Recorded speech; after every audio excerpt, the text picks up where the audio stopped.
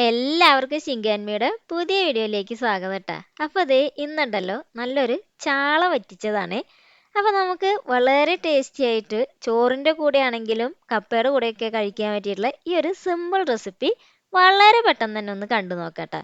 അപ്പോൾ അതിനായിട്ട് ഇതേ ഒരു പാത്രത്തിലേക്ക് 1 ടേബിൾ സ്പൂൺ കാശ്മീരി മുളക് പൊടിയും അതുപോലെ തന്നെ നമ്മുടെ സാധാരണ മുളക് പൊടി ഒരു 1/4 ടേബിൾ സ്പൂൺ എടുത്തിട്ടുണ്ട്. പിന്നെ നമുക്ക് മഞ്ഞൾപ്പൊടിയാണ് വേണ്ടത്, അതും ഒരു 1/4 ടേബിൾ സ്പൂൺ എടുക്കാം. ആവശ്യത്തിനുള്ള ഉപ്പ് കൂടി എടുത്തിട്ടുണ്ട് കേട്ടോ. മാത്രമല്ല ഇതിനെ നമുക്ക് കുറച്ച് പുളിവെള്ളം ഇല്ലേ, നമ്മുടെ കോൽപ്പുളി, അത് നന്നായിട്ട് തന്നെ ഒന്ന് പിഴിഞ്ഞെടുത്തിട്ടുള്ള വെള്ളം ഇതിലേക്കൊന്ന് ചേർത്ത് കൊടുക്കാം. എന്നിട്ട് നന്നായിട്ട് തന്നെ ഒന്ന് മിക്സ് ചെയ്യാം. അപ്പം ഞാനിവിടെ ഒരു 4 ടേബിൾ സ്പൂണോളം ആദ്യം ഒന്ന് ചേർത്ത് കൊടുത്തിട്ട് ഇതേപോലെ ഒന്ന് കുറുക്കിയെടുക്കുന്നുണ്ട്. ഇനി ഇതിനൊന്ന് മാറ്റി വെച്ചിട്ടേ ഒരു ചട്ടി ചൂടാക്കാൻ വെച്ചിട്ടുണ്ട്. അതിലേക്ക് ഒരു 2 ടേബിൾ സ്പൂണോളം വെളിച്ചെണ്ണ ചേർത്തിട്ട് അതൊന്ന് ചൂടായി വരുമ്പോൾ കടുക് ഇട്ട് കൊടുക്കാം. അതുപോലെ തന്നെ ഉലുവയും ചേർത്ത് കൊടുക്കുന്നുണ്ട് കേട്ടോ. ഇനി കടുക് ഉലുവയൊക്കെ ഒന്ന് പൊട്ടി വരുമ്പോൾ അതിലേക്ക് നമുക്കുണ്ടല്ല ഇഞ്ചി വളരെ ചെറുതായി അരിഞ്ഞത് 1 ടീസ്പൂണോളം ചേർത്ത് കൊടുക്കുന്നുണ്ട്. അതുപോലെ തന്നെ വെളുത്തുള്ളിയും 1 ടീസ്പൂണോളം ഒന്ന് ചെറുതാക്കി അരിഞ്ഞത് ചേർത്ത് കൊടുക്കാം. അങ്ങനെ അതൊന്ന് മൂത്ത് വരുമ്പോൾ ഇതിലേക്ക് ഒരു പച്ചമുളക് ഇതേപോലെ ഒന്ന് അരിഞ്ഞത് ഇട്ട് കൊടുക്കുന്നുണ്ട്.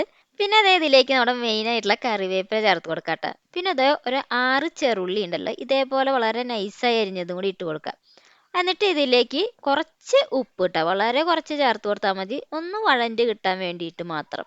എന്നിട്ട് ഇതിനെ നന്നായിട്ട് തന്നെ ഒന്ന് വഴറ്റിയെടുക്കുക. അപ്പോൾ ഇത് നന്നായി മൊരിഞ്ഞൊന്നും പോകണ്ട, ജസ്റ്റ് ഒന്ന് വഴണ്ട് വന്നാൽ മാത്രം മതിയേ. അങ്ങനെ വഴണ്ട് വന്നതിന് ശേഷമാണ് നമ്മൾ ഇതിലേക്ക് നേരത്തെ മുളക് പൊടിയും മഞ്ഞൾപ്പൊടിയൊക്കെ ഇട്ട് വെച്ചിട്ടുള്ള പേസ്റ്റ് ആക്കി എടുത്തതുണ്ടല്ലോ, അത് ഇതിലേക്ക് ഒന്ന് ചേർത്ത് കൊടുക്കാം.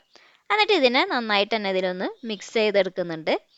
അങ്ങനെ ഇതൊന്ന് മിക്സ് ചെയ്ത് കഴിഞ്ഞതിന് ശേഷം ഉണ്ടല്ലോ നമുക്ക് ആ പാത്രത്തിൽ തന്നെ കുറച്ച് വെള്ളം, ഒരു 1/4 കപ്പോളം വെള്ളം ഞാനൊന്ന് ചേർത്ത് കൊടുത്തിട്ട് ഇതിലേക്കൊന്ന് ഒഴിച്ചു കൊടുക്കുന്നുണ്ട് കേട്ടോ. അപ്പോൾ ആ വെള്ളം കൂടിയും ചേർത്ത് ഇതിനെ നന്നായിട്ട് തന്നെ ഒന്ന് മിക്സ് ചെയ്തെടുക്കാം.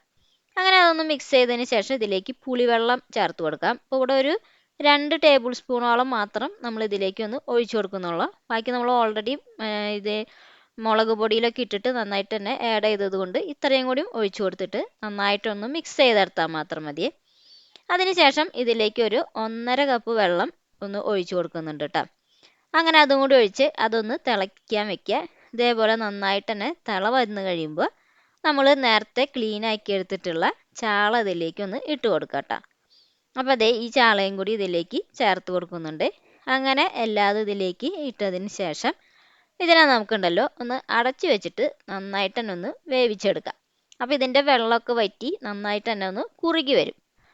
അങ്ങനെ നമ്മുടെ കറിയൊക്കെ ഇവിടെ നന്നായിട്ട് തന്നെ വറ്റി റെഡിയായി വന്നിട്ടുണ്ട്. ഇനി നമുക്ക് ഫ്ലെയിം ഓഫ് ചെയ്തിട്ട് അതിലേക്ക് കുറച്ച് കറിവേപ്പില ചേർത്ത് കൊടുക്കാം.